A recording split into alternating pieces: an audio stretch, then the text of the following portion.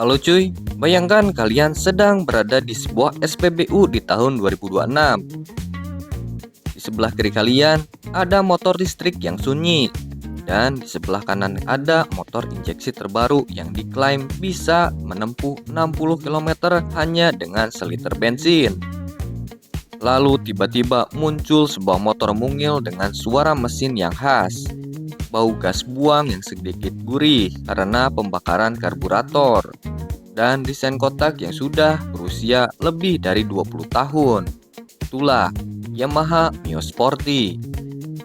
Bagi sebagian orang, melihat Mio Karbu antri bensin adalah pemandangan yang aneh. Kok mau ya orang pelihara motor boros di zaman bensin semahal ini? Tapi disinilah letak anomali otomotif Indonesia. Di saat motor-motor baru kehilangan harganya begitu keluar dari dealer, Yamaha Mio, terutama seri 5TL, justru sedang mengalami fenomena gorengan yang sangat luar biasa. Harganya gelap, peminatnya militan, dan statusnya sudah naik dari motor harian menjadi investasi. Kenapa? Apakah ini hanya sekedar nostalgia buta anak 90-an? Atau ada rahasia engineering yang sengaja disembunyikan Yamaha pada mesin 5TL ini? Hari ini, di OB Motologi akan membedah tuntas mengapa si boros ini justru menjadi emas di mata para kolektor. Mari kita bicara data teknis yang murni. Jantung dari Mio Sporty adalah mesin legendaris dengan kode 5TL. Ini adalah fondasi pertama Yamaha masuk ke pasar matic Indonesia di tahun 2003. Dan tolong catat angka ini baik-baik. Diameter piston atau boardnya adalah 50,0 mm. Sementara langkah piston atau stroke-nya mencapai 57,9 mm. Secara teknis, ini adalah mesin murni long stroke atau overstroke. Kenapa ini penting?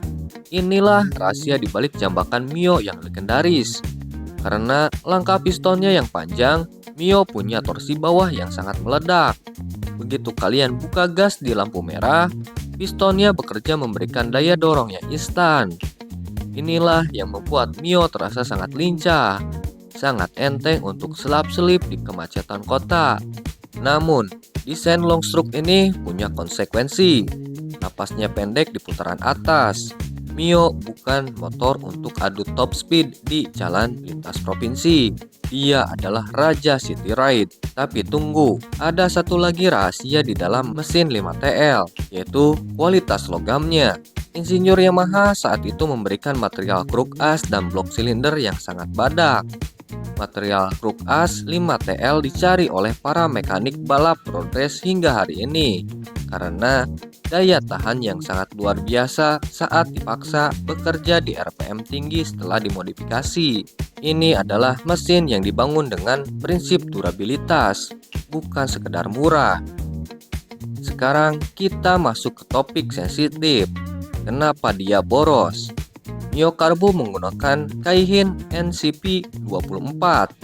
Ini adalah karburator sistem vakum. Berbeda dengan karburator skep langsung seperti di RE King. Sistem vakum ini sebenarnya didesain untuk kenyamanan dan kehalusan berkendara. Masalahnya, sistem vakum ini sangat bergantung pada kondisi karet vakum. Di tahun 2026, motor ini sudah berusia 15-20 tahun. Karet vakum yang sudah keras atau getas akan membuat tarikan berat dan otomatis pengendara akan memutar gas lebih dalam.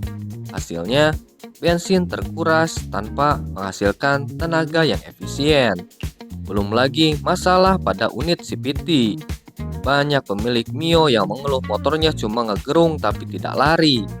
Itu bukan masalah mesinnya, itu adalah masalah perawatan pada roller, fan belt, dan puli yang sudah aus. Ekspektasi orang adalah motor matic kecil harusnya irit seperti Honda Beat. Tapi realitanya Mio 5TL adalah mesin performa yang dibungkus bodi mungil. Jika dibandingkan dengan matic injeksi modern, perbedaannya bisa 1:2. Jika Mio Karbu sehat hanya bisa menempuh 30-35 km per liter, motor injeksi sekarang bisa 60 km per liter. Bagi orang yang hitung-hitungan ekonomi murni, Mio adalah musuh. Tapi bagi mereka yang mencari rasa, konsumsi BBM itu adalah harga yang pantas untuk sebuah karakter mesin yang jujur dan responsif. Lalu kenapa harganya jadi emas di tahun 2026? Pertama, fenomena restorasi proper. Saat ini memiliki Mio Sporty yang kembali ke kondisi original pabrik atau istilahnya 0 km adalah simbol gengsi. Ada kepuasan tersendiri saat seseorang bisa membangun kembali motor matic pertama di Indonesia ini dengan baut-baut yang masih mengkilap dan bodi yang mulus. Kedua, kelangkaan warna. Jika kalian punya Mio Sporty warna kuning asli pabrikan atau biru telur asin, selamat, kalian memegang saham yang harganya terus naik. Warna-warna ikonik ini menjadi buruan kolektor karena jumlahnya yang tidak sebanyak warna hitam atau merah. Ketiga, kemudahan perawatan. Di tahun 2026, ketika motor modern makin rumit dengan sensor-sensor elektronik, Mio 5TL menawarkan ketenangan pikiran. Kalian tidak butuh komputer untuk menservis motor ini. Cukup obeng, kunci pas, dan sedikit insting. Motor ini akan hidup selamanya. Ini adalah motor kiamat. Saat listrik padam dan teknologi sensor mati, mesin karburator seperti 5TL adalah yang terakhir bertahan. Jadi, apakah layak membeli Yamaha Mio Karbu di tahun 2026? Jawabannya tergantung siapa kalian. Jika kalian adalah orang yang butuh alat transportasi murah dari titik A ke B dengan biaya bensin yang serendah mungkin, jangan beli Mio Karbu. Kalian akan menyesal dan akhirnya hanya akan menghujat motor ini di media sosial. Tapi, jika kalian adalah penikmat mesin, jika kalian adalah orang yang menghargai sejarah otomotif Indonesia, dan jika kalian adalah orang yang rindu dengan tarikan gas yang jujur tanpa intervensi komputer, Mio Sporty adalah investasi kebahagiaan yang tak ternilai.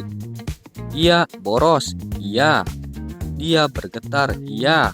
Tapi dia punya jiwa yang tidak akan kalian temukan di motor listrik atau motor injeksi plastik zaman sekarang. Mesin 5TL mungkin bukan yang paling efisien, tapi dia adalah yang paling berkesan. Nah, sekarang coba tulis di kolom komentar, berapakah konsumsi bensin paling tragis yang pernah kalian alami dengan Mio Karbu kalian? Dan bagi para suhu, part apa yang paling susah dicari buat Mio Sporty di tahun 2026 ini? Satu lagi, antara Mio Sporty kuning vs Mio Smile biru, mana yang menurut kalian layak menyandang gelar The Real Legend? Tulis alasan teknis kalian di bawah. Kita debat sehat, kita nostalgia bareng. Saya OB, tetap teliti, tetap motologi.